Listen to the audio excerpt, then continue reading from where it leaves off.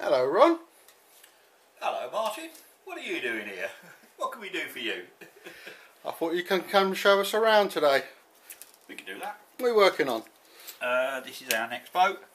These are ship's boats from our next project, which is going to be taken to Nuremberg Toy Fair. So we're inventing some new boats. They're a vac-formed hull and a laser cut parts for the top. I'm just checking out how they fit together and then putting the little kits together as part of another kit.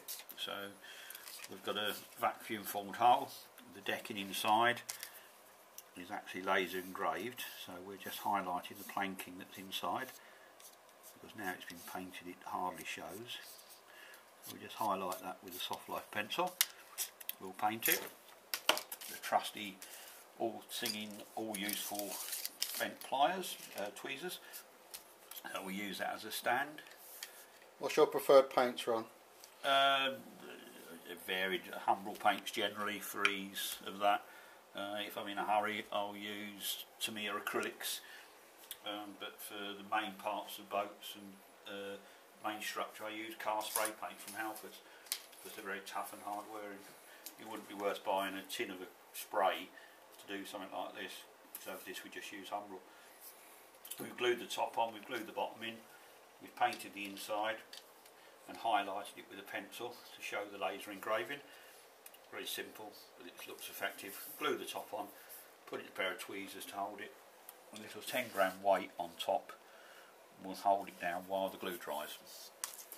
You said for a Nuremberg kit, can you tell us which one it is? Yeah, well, I can show you it if that's I think.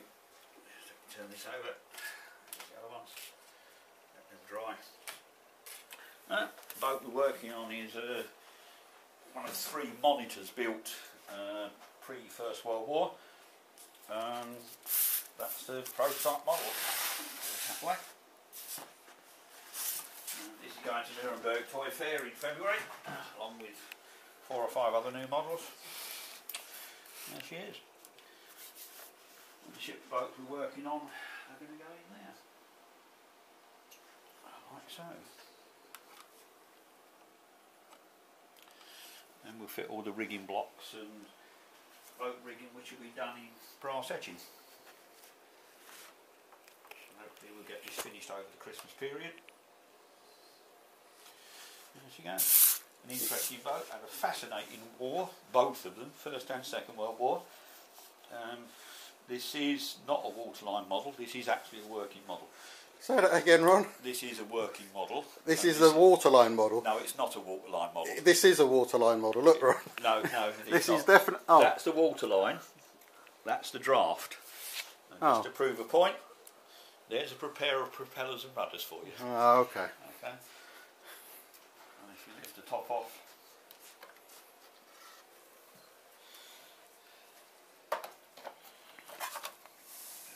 off.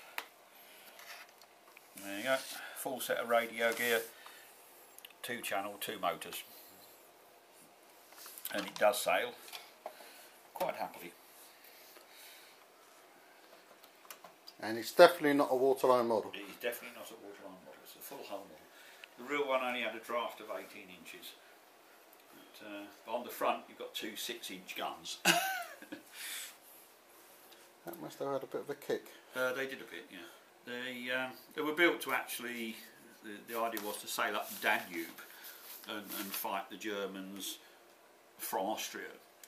As it was, it never happened. And they did all sorts of interesting things. In fact, this particular one, Humber, had a fascinating history.